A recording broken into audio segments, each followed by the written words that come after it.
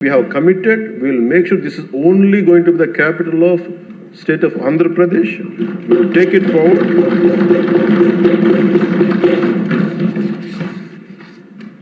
ఎందుకంటే మా ఇంటెంట్ చాలా క్లియర్గా ఉంది. ఇట్స్ నాట్ ఎ సింపుల్ ఇంట్, ఇట్స్ ఎ కమిట్మెంట్ అధ్యక్ష. ఇదే మేము మాటగా, ఇది మన చట్టసభలో ఇచ్చే మాట. ఒకసారి ఇది కూడా మీకు పటేల్ గారి మాటలు గుర్తు చేస్తాను. 600 పైచిలకు మన చిన్న చిన్న రాజ్యాలన్నీ కలిసి, ప్రిన్సిపల్ స్టేట్స్ అన్ని కలిపి ఇండియన్ యూనియన్గా పెట్టినప్పుడు ప్రైవీపర్స్ పెడతాం, మీకు అందరికి ఇస్తాం అనేది, రాజభరణం ఇస్తామని చెప్పిన తర్వాత ఆయన అయిపోయిన 2 రోజులకి చెప్పి అప్పుడు రాజభరణం ఎందుకు వాళ్ళని మాట్లాడుతుంటే, మన చట్టసభలో ఇచ్చిన మాట మనం ముందుకు తీసుకెళ్ళకపోతే ఈ చట్టసభల మీద విశ్వాసం ఉండదు. అది రాజభరణం తీసేసిన తర్వాత కూడా దాని ముందే ఆయన చెప్పారు, రాజభరణం వీళ్ళు తీసేసే మైండ్ సెట్లో ఉన్నారని ఆయనకి అర్థమైంది అనుకుంటే ఆ కాంటెక్స్లో చెప్పారు అధ్యక్షుడు. అలాగా మేము this should be a commitment. ఇందాక లోకేష్ గారు చెప్తా, ప్రతి ఒక్కరికి ఇదే భయం ఉంది, మళ్ళీ రేపు పొద్దున వీళ్ళు వస్తే ఏం చేస్తారని. ఏమీ చేయలేరు, రారు, ఏమి చేయలేరు. దానికి ప్రతి పెట్టుబడి పెట్టేవాడు, భూమి ఇచ్చిన ప్రతి రైతు, సెంటు భూమి ఇచ్చిన రైతు దగ్గర నుంచి 1,00,000 కోట్లు పెట్టిన మన లక్ష్మీ గారి దాకా ప్రతి ఒక్కరు ఏమడుతుంది, they need stabilities. We have to commit ourselves. We will give stability for the 5 crore people of Andhra Pradesh. Through that we stabilize our country Bharat.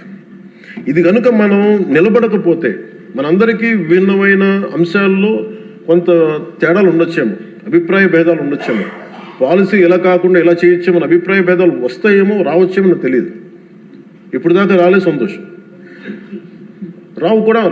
రాకూడదని నేను కోరుకుంటున్నాను ఖచ్చితంగా. కానీ ఏది ఏమైనప్పటికీ భవిష్యత్తులో మటుకు మనందరం ఒకటే మాట మీద అమరావతి రైతాంగానికి కట్టుబడి ఉండాలి, నిలబడాలి. This is my commitment. This is what our commitment from Janasena party to our trusted honourable CM గారు శ్రీ నారా చంద్రబాబు నాయుడు గారికి. మనస్ఫూర్తి ఇస్ అవర్ కమిట్మెంట్. మేము ఎక్కడికి దీన్ని మాట మార్చం, దీన్ని ముందుకు తీసుకెళ్తాం. దీనికి ఎంత డబ్బులు పెట్టాం, ఎంత డబ్బులు వస్తుందో వీటన్నిటికంటే కూడా విసిగిపోయాం. 1953 నుంచి ఈ రోజు దాకా ఒకళ్ళేమో అటు బొమ్మన్నారు, ఇంకొకరు ఇటు బొమ్మ లేదు, మళ్ళీ ఇటు బొమ్మ అన్నారు.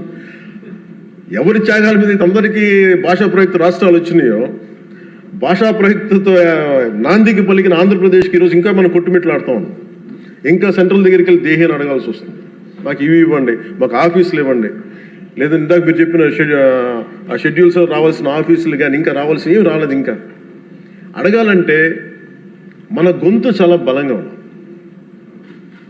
సబ్ రీజనలిజం అనే యాటిట్యూడ్ తీసేయాలి మన దగ్గర. మీరు ఉత్తరాంధ్ర, మీరు రాయలసీమ, ఏంటి రాయలసీమ, ఏంటి ఉత్తరాంధ్ర, ఏంటి గోదావరి జిల్లాలో అన్నీ కలిపి ఆంధ్ర కాదా? అందరూ మాట్లాడి తెలుగు వాళ్ళం కాదా? అసలు తెలుగు జాతి ఐక్యతగా మనం మాట్లాడుకున్న మైండ్ సెట్ నుంచి నిజంగా బాధ ఏంటంటే మన ఆంధ్ర కన్ఫైన్ అవ్వాల్సి వచ్చింది. ఫైన్, భావంలో తెలుగు జాతి ఉంది కానీ గుండెల్లో ఓకే, మనకు రియాలిటీస్ ఆంధ్ర, ఒక లెట్ us యాక్సెప్ట్ ఆంధ్ర. మళ్ళీ దీంట్లో కూడా ఇందాక మీరు చెప్తున్నారు, లోకేష్ గారు చెప్తామంటే మీ ఉత్తరాంధ్రకి అవసరం లేదా అంటే, ఇంకా మనలో కూడా మనకి సబ్ రీజన్స్ పెట్టుకుంటే ఈ రాష్ట్రానికి ఎవరు రక్షించలేడు. మన ఎంతమంది ఉండి మీరందరూ చదువుకున్న వాళ్ళు, అద్భుతమైన ఏమంటారు అనుభవం ఉన్నవాళ్ళు,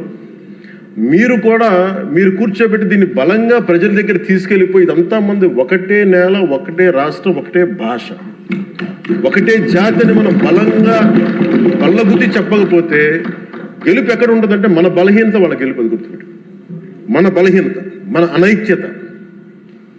వాళ్ళని చూసి మనం ఏం ఆలోచించగలరు, రేపు పొద్దున వీళ్ళు వచ్చేస్తారంటే, ఎప్పుడు వస్తారంటే నేను చెప్తున్నాను మీకు, మనలోని అనైక్యత, మనలోని అవగాహన లోపం ఉంటే వాళ్ళకి ఆ బలం ఉంటుంది. అసలు ఆ పరిస్థితి మనలో రానప్పుడు అలాంటి పరిస్థితులు ఎప్పటికీ ఉత్పన్నం కావు.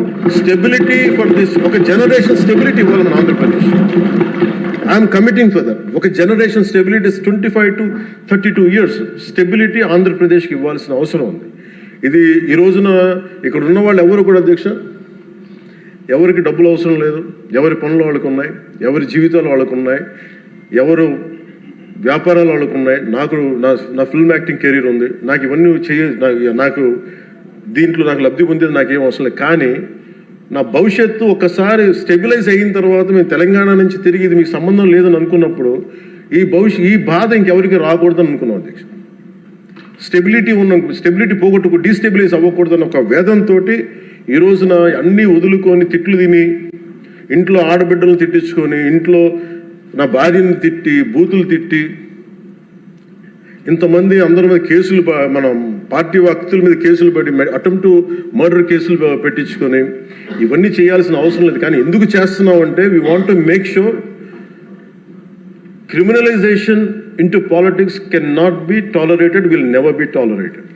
మీ చట్టసభల్లోనే కూర్చొని మేము దాడులు చేస్తాం, ఇష్టారాజ్యంగా కొడతామంటే మేము కూర్చోబెట్టి కామ్గా ఉండే వ్యక్తులు అయితే కాదు.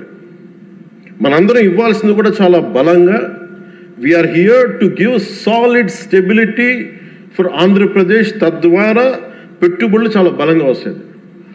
అది ఈ ప్రజలు, నేను ఆంధ్రప్రదేశ్ ప్రజలకి ఈ సభాముఖంగా సభాపతి గారి ద్వారా నేను చెప్పదలుచుకున్నాను. చంద్రబాబు నాయుడు గారి దగ్గర నేను ఒకటే చూశాను అధ్యక్ష. నేను ఎక్కడ చెన్నై నుంచి వచ్చాను, నేను హైదరాబాద్కి ఎర్లీ 90s వచ్చాను. 90s వచ్చినప్పుడు నాకు పుస్తకాలు చదివేటప్పుడు నాకు లీ క్వాన్ యూ గురించి తెలుసు. Founder president city state of Singapore.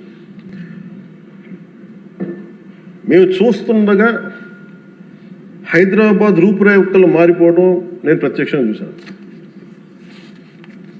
మేము తిరిగిన మాదాపూర్ కొండల్లో కానీ, లేదంటే ట్రెక్కింగ్కి వెళ్ళిన కొండల్లో కానీ అసలు ఏమీ రాదు, ఏం జరగదని, ఈ కొండల రూపురేఖలు మారిపోతాయా అనేది చాలా ఆశ్చర్యంగా అనిపిస్తే, మేము చూస్తుండగా రోడ్లు వెడల్పోయినాయి. అసలు ఇంత రోడ్లు జనం లేరు కదా, ఇంత రోడ్లు దేనికి అనుకునేవాళ్ళు. అంటే 4 కార్లే కదా, 10 కార్లే వెళ్తాయి. బట్ ఆయన పాప ఆయన అందరినీ అప్పుడు పేపర్ బాగా చదువుతుంటే మాకు అర్థమయ్యేది. ఆయన అందరూ అంటూ ఉండేవాళ్ళు మాటలు, ఏంటి వరల్డ్ బ్యాంకుతో కుమ్మక్కైపోయి చేశారంటే అది ఈజీగా ఉంటుంది ఆ మాట అనేయటం. కానీ దాని విలువ ఈ జనరేషన్ అనుభవిస్తుంది. ఒక పొలిటికల్ లీడర్ నెక్స్ట్ ఎలక్షన్స్ గురించి ఆలోచిస్తాడు. ఒక విజనరీ ఉన్న నాయకుడు వచ్చి తరం కోసం ఆలోచిస్తాడు.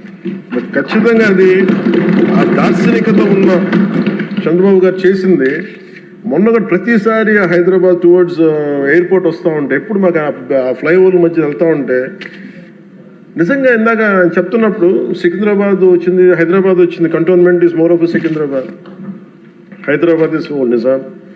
But Cyberabad it's one man's creation. అది మనం యాక్సెప్ట్ చేస్తే, అది మనకి చాలామందికి అది నచ్చచ్చు నచ్చకపోవచ్చు, కానీ ఒక రియాలిటీని యాక్సెప్ట్ చేస్తారు. ఎందుకంటే అది కూర్చోబెట్టి ఆయన కూర్చొని డిజైన్ చేశారు, ఒక కాన్సెప్ట్ చేసి దాన్ని ఇంతమందితో ఇబ్బంది పడి అందరి చేత మాటలని పిచ్చుకొని ఒకసారి రోల్ చేసిన తర్వాత, దాన్ని ముందుకు తీసుకెళ్ళిన తర్వాత, అది దాన్ని ముందుకు తీసుకెళ్ళడం ఎవరికి ఫస్ట్ ఎవరు పెట్టగలరు? అన్ని కష్టాలను అధిగమించి అందరి చేత మాటలు వినిపించుకొని ఎవరు పెట్టగలరు? That credit goes to honourable CM Shri Chandrababu. We wholeheartedly acknowledge your efforts. We wholeheartedly acknowledge your vision.